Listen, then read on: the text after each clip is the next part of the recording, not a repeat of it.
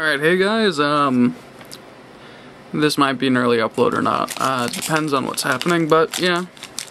So, if you haven't seen the other video, please, watch it and give me feedback again. Quick little, breakdown of what I was talking about. This is what I'm looking at right now. One, making the show seasonal in the sense that every time a new set comes out, if I have the money, that I will buy a box and open it for the 36 days. And then, like, during the off-season, quote-unquote, I would, like, get maybe a pack a week or something like that, depending on the monetary situation at the time. And, to work with that, which I think is, so far my favorite idea. And, yeah. Other than that, just hopefully, possibly, getting either more money out of my job or anything else like that. And it all really depends on what you guys think, and I'm also obviously looking to sell cards online, so if anyone's got a site that they could link me to that is looking, or whatever, I have checked a few sites, and so far I found some decent deals, as well as selling prices, or I could just sell them on eBay, but anyway.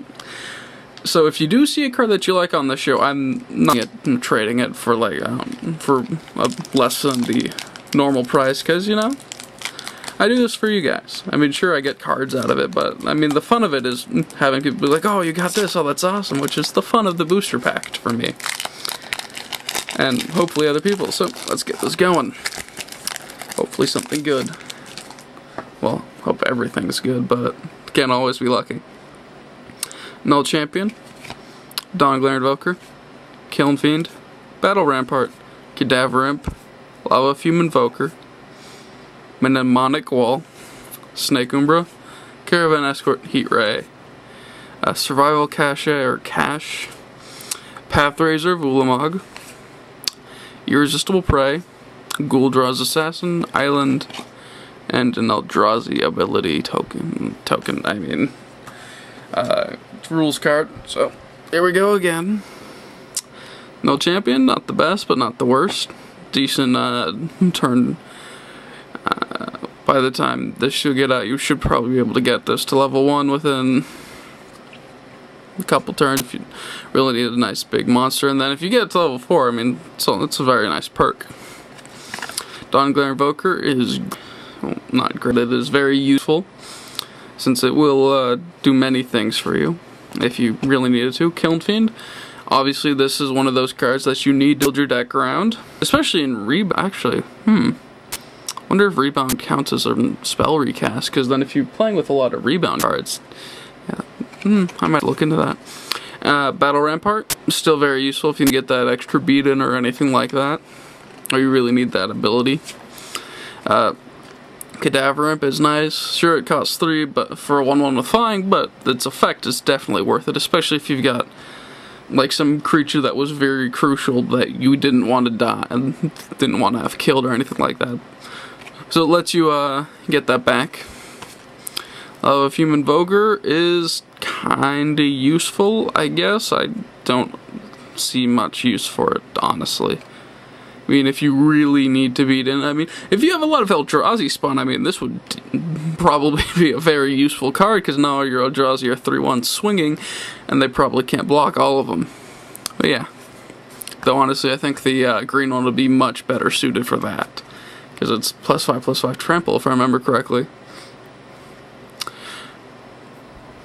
I don't know. I honestly get Mnemonic Wall. I think I'm pronouncing that correctly. I have no actual clue. So this is also fairly useful. I mean, sure, it's definitely one of the more expensive of the walls in this set. Expensive in mana cost. And it gets you a spell or instant back, or sorcery. But honestly, I would prefer a Wall of Omens, just because it's a 0/4 that gets you a card on turn 2, so it's personal preference. I mean, if you're playing late game, this might be decent. Snake Umbra. This, I think, is a very nice, I wouldn't say replacement for Mask of Riddles, since Mask of Riddles is still fairly good since it also has Fear, but this also, it gives you a similar effect, but it's also +1/+1. Though Mask of Riddles and Snake Umbra guy would just be not very nice. Though honestly, I don't know if they'd actually be running blue, green, and black. At least not many common ones. Caravan Escort. It's very decent 1-drop. Especially if you get it to level 5. Because it only costs 2. If you're playing blue-white and you have Training Grounds, it'll cost 1. So if you really need to level up, there you go. And it'll become a 5/5 with First Strike. For 6, if you have Training Grounds. This is all these very conceptual ideas that probably mean nothing to anybody. Heat Ray, it's useful, definitely. Especially if you have the mana for it, and in a slow format like or Eldrazi, especially if you have a lot of Eldrazi tokens or spawn that you do not need, and you can just sack them to this and kill their creature. Which is nice. Survival Cache, I'm not sure either. I've heard both. I think this is a very interesting card, and if I was playing it, I would probably say that it would go in the sideboard, just because life gain, usually decent, especially considering it's 4.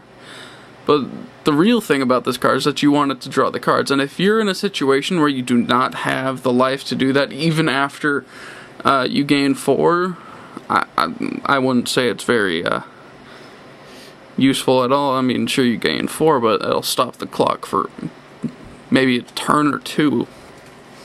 But hey, you never know. Pathrazer of Ulamog is evil monster. Just because Annihilator 3 is despicable.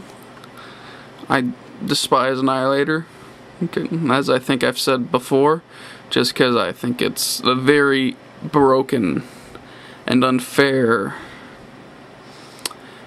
ability. And then there's the thing, oh, oops, I fail at this. There's the whole thing that's just like, oh, guess what? It needs 3 or more creatures to be blocked by. If you get this out, they're on a 3-turn clock if they're still at 20 somehow. Sure, you could probably ramp into this relatively quickly if you are playing the right cards as well as their correct deck. You could probably easily ramp into this fairly fast. And then they're kind of screwed. Especially, like, each turn all their creatures die just by a swing. Especially in conjunction with this wonderful card here, Irresistible Prey, which I think is makes something need to be blocked, and then you get a card out of it. That's a fairly good deal. It's a reasonable 2 for 1. Especially if you have a creature that you don't want to die, that's going to be blocked and will die, and you have a creature that can take the damage. So yeah. And Guldraw's Assassin.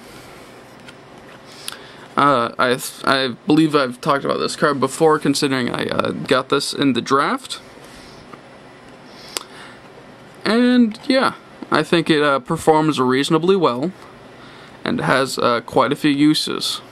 Especially considering it'll kill quite a few creatures for like relatively cheap, and and on top of that, if you really need it, like the smallest thing this could kill on its own would be an 8/8, because it'd be -4/-4, and then if you have an untap ability, boom, you can kill that. But yeah, I think it is reasonably useful.